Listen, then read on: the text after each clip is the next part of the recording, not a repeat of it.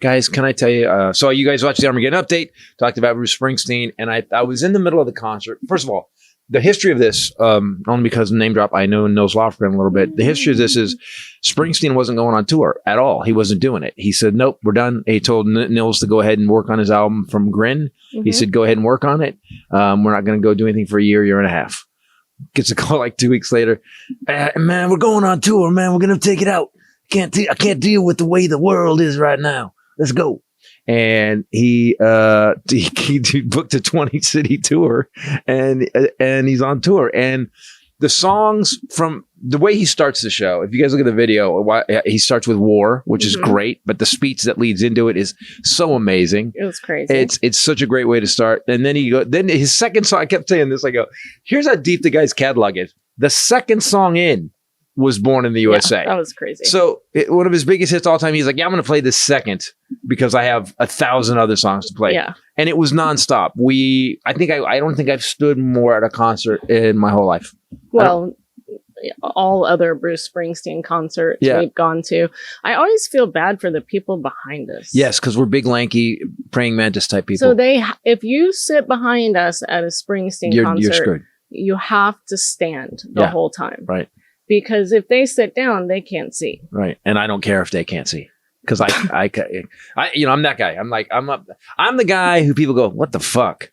Yeah. Well, Nils actually saw you from the stage. He texted him today, like, you were really getting down. Dude, your daughter was videoing you constantly. She kept saying, I'm going to make him viral. No. That's what she kept saying. I look like such a dork. Listen, you won't let me post a video of you that you don't ask about. Like a dork. I didn't post it. And she won't let me post anything. Dad, don't post that. She will not. Dad, do not post that. And yeah, but she after she posted on Instagram, she goes, Dad, I put you up on Instagram today. Thanks, kid. Well, she didn't post a mean one. No. She posted one where you saw her filming you and danced for her. It was very cute. We've never been to a concert with Kenny. We've been to comedy shows, but when she was a little kid, we took her to see Taylor Swift. Oh shoot! Oh, that's right. Yeah. Oh, that's right. But that doesn't count. She wasn't a real person yet. No, she was not. And it was so much fun to sit with her. And they aren't real people when it's so funny. I think she just recently, about a year and a half ago, she became a real person to me. Yeah. She's always been, because she was a kid. I think when you have kids, they're just these things that suck your money out from you. And you're just always like, what are you doing? Put it down. Stop. Don't go there. Stop. Where the hell are you? So, and then there's a day where you don't do that anymore, where they just show up and they're humans. Yeah. And I'm like, and I feel like this. Yeah, she's a good human too, which is nice, and she's fun. I want her to see Springsteen because she's a performer, and I want her to see what's possible. What did you think she got? Did you think she got it? She was blown away. Yeah, yeah. She was saying how even when he sat down halfway through and just spoke, how she noticed that every seat was filled. Yep. In an arena. And she said, look, they're all like hanging on his next word. Like she said, and I said, yeah, he holds an arena full of people in his hand. Yep. And it was crazy. When I first saw him in '84, that's when I fell in love with Springsteen. I went and saw Louise, took me. That's the girl I was dating at the time. Weezy. So I took Louise to me, and then you call her the Weezer. How old are you that you dated someone? Was she 90? No, she was 20. I was 19 and she was 24. No. Oh. And so she took me to see Springsteen. She goes, I got these. She says it like this. I got these tickets. Do you want to go? And I was like, yeah, because I had Born in the USA, but I wasn't a Psycho fan yet. Mm-hmm. And I don't even think I had the album yet. And so we'd go to Oakland Coliseum and saw him. I've told the story before. And he's in the middle of doing this bit with Clarence Clemens.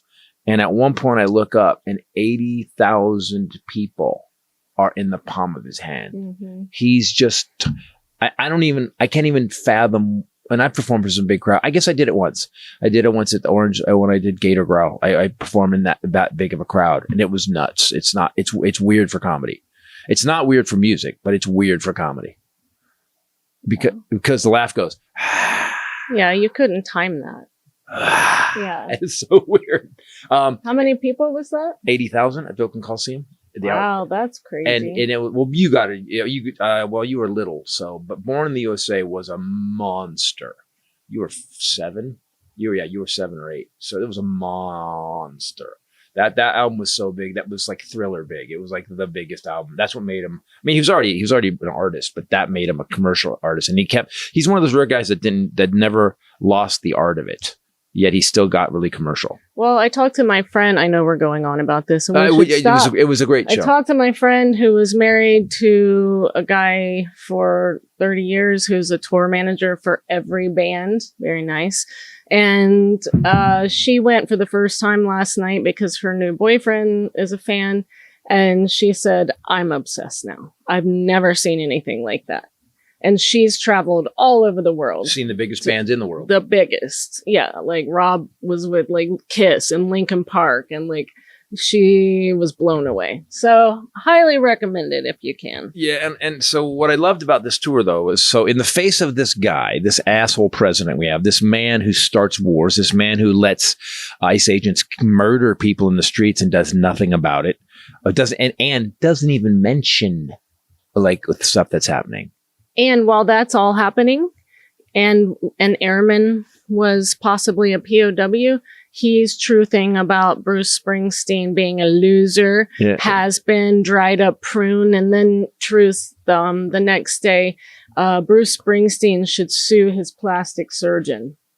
That's the president. The president of the United States. Yes. What the fuck?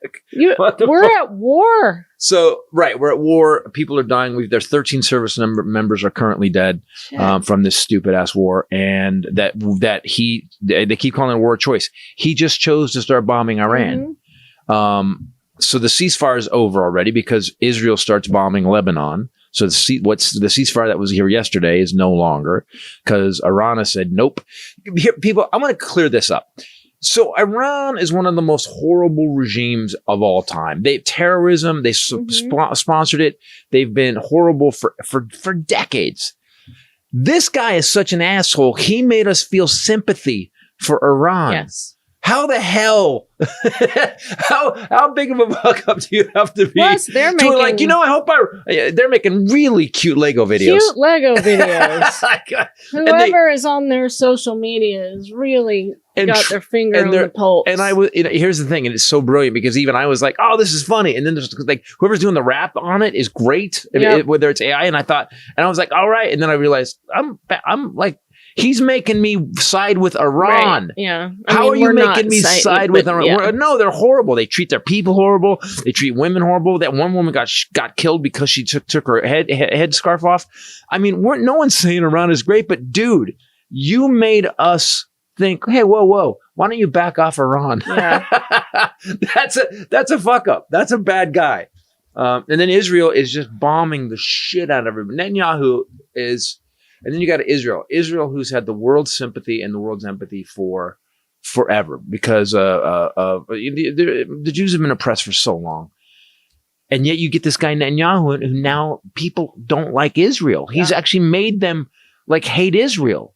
And so Orban, why are all these guys permeating? You know, when did Putin, Kim Jong, Orban, Netanyahu, Trump, I would put Trump in that category now. So in the face of all this, Trump, who's doing all he can to end people, Bruce Springsteen's like, no, fuck this guy. I'm going to go out and do a tour every night. And he talked mad shit. Shit. He talked mad shit last night. I filmed some of it. It was great. It was really great. And what it felt like was he created something that not everybody can create, unity. Like there was a point, what were we screaming? That wasn't fuck ice. Ice out? Was it ice out? Ice out. It's from Streets of Minneapolis. Yeah, right. It's crazy. The whole arena yelling So he did. that. So Streets of Minneapolis, the original version is great. What he did with it in concert, I got chills. I just got chills talking about it. He does the first verse like a dirge. He does it like there's no beat. It's just, talked to Nils about it. And he said, no, take all the beat out of it. He doesn't want anybody clapping during it. He wants it to be like church. And it was phenomenal. So people, what I was talking about in the Armageddon update is, like with my comedy, this new show, Doomed to Repeat, the last 30 minutes of it, first of all, it's kind of about what's going on in the country, but in the last 30 minutes, really about it, right? I go after him pretty hard, right? In a very funny way. That's my job. That's what I can do. We do the podcast. That's what we can do. So whatever you do, let's say you work at a grocery store and you like, no one gives a shit. If you can tell us what prices were and what they are now, put it up on my, send it to me, follow me on Threads and I'll post it up, because that's what we need. We all need to gather together in whatever we do, whether it's working at if you sell cars and the import fees have now put cars at the tariffs have now bumped cars up 2,000. Let us know all that. And what ends up happening is then we all get together, we all get pissed. And when that happens, then we end this, because as I said in the Armageddon update, no one's coming. No one's coming. No one's going to, I keep waiting. We've been told this lie our whole lives, that our country is built on checks and balances, and we could never have a dictator because we have checks and balances. But this man spent 10 years dismantling those.